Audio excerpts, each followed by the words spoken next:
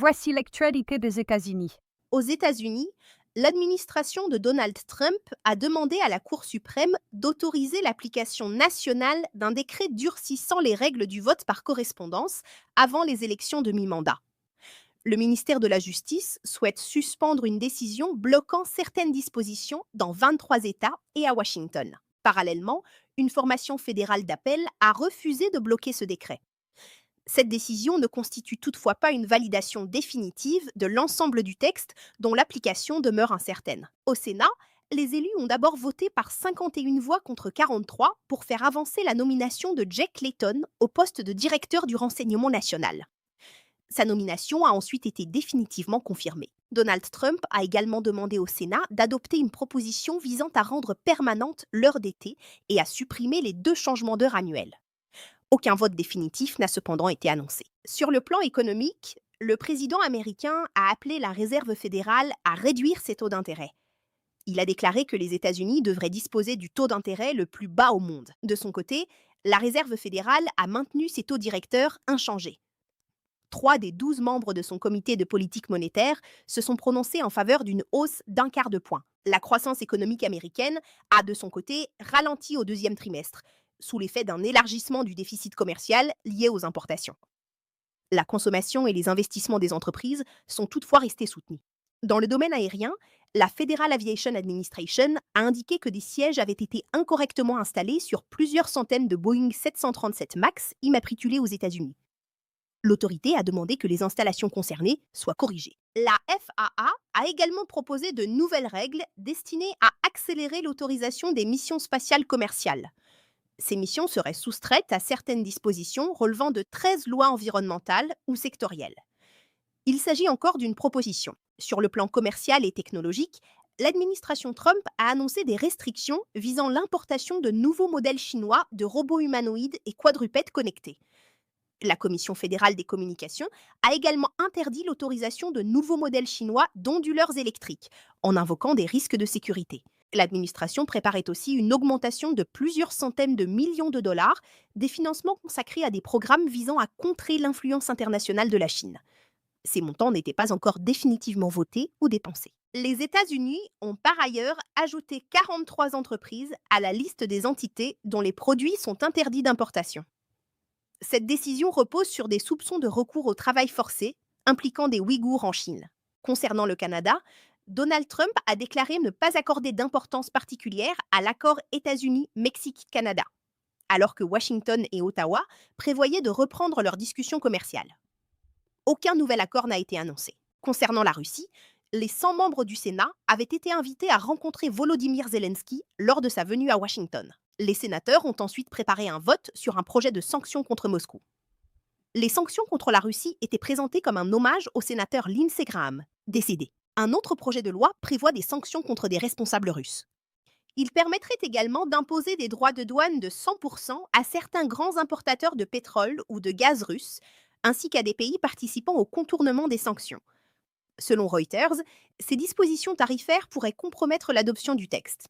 Dans le contexte de la guerre contre l'Iran, le commandant du commandement central américain, l'amiral Brad Cooper, a averti les militaires que les vidéos filmées avec leur téléphone et diffusées en ligne pouvaient aider Téhéran à évaluer les effets de ses frappes contre les bases américaines.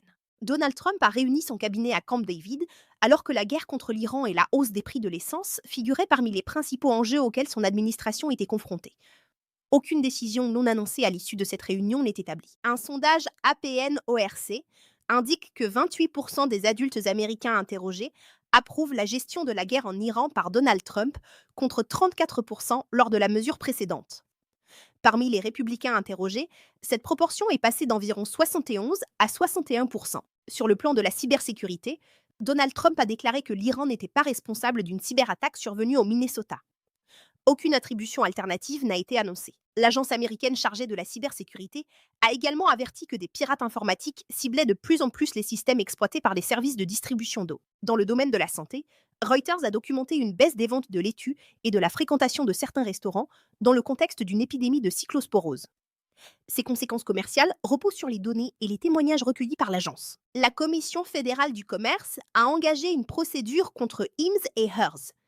Elle accuse l'entreprise d'avoir transmis à Meta et Snap des informations relatives à la santé de ses utilisateurs à des fins publicitaires. Ces accusations n'ont pas encore fait l'objet d'un jugement définitif. 4 sénateurs démocrates ont par ailleurs interrogé le secrétaire à la santé, Robert F. Kennedy Jr., sur un éventuel avantage financier pour sa famille lié à un accord de 50 millions de dollars conclu par Merck dans un contentieux concernant le vaccin Gardasil. Kennedy avait travaillé comme avocat dans certaines affaires avant son entrée au gouvernement. Aucun versement effectif à Kennedy ou à sa famille n'est toutefois établi. Anthony Fauci a, pour sa part, invoqué le 5e amendement lors de son audition devant une commission du Sénat dirigée par les Républicains au sujet de la pandémie de Covid-19. Les accusations formulées par certains élus ne sont pas établies judiciairement. La Commodity Futures Trading Commission a ordonné à l'ancien représentant républicain George Santos de verser 35 000 dollars pour des opérations que le régulateur présente comme manipulatrices sur la plateforme Kalshi. Le règlement prévoit notamment la restitution d'environ 18 000 dollars. George Santos l'a accepté sans reconnaître les accusations.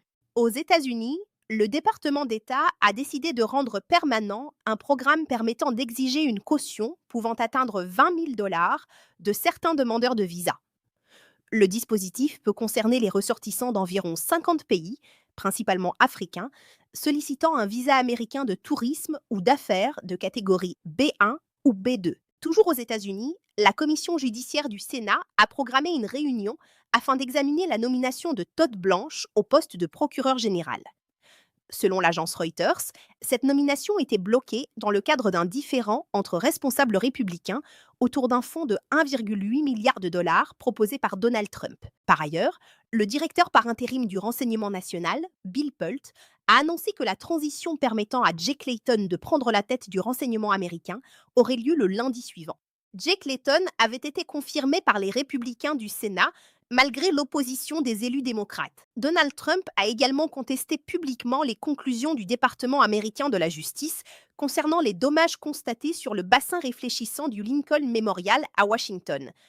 Le département avait attribué ces dégradations à une installation défectueuse, tandis que Donald Trump a maintenu qu'il s'agissait d'un acte de vandalisme. Le lendemain, aux États-Unis, une fusillade survenue dans une zone commerciale de Twin Falls, dans l'Idaho, a fait 3 morts et plus de 6 blessés. La police a identifié l'auteur présumé comme un homme de 24 ans qui, selon les autorités, a agi seul avant de mourir d'une blessure par balle qu'il se serait lui-même infligée. Toujours aux États-Unis, plus de 250 000 acres, soit environ 101 000 hectares, étaient touchés par des incendies dans l'État de Washington. Environ 4 000 personnes combattaient plus d'une douzaine de feux, tandis que 60 000 personnes étaient privées d'électricité et que plusieurs installations avaient été évacuées.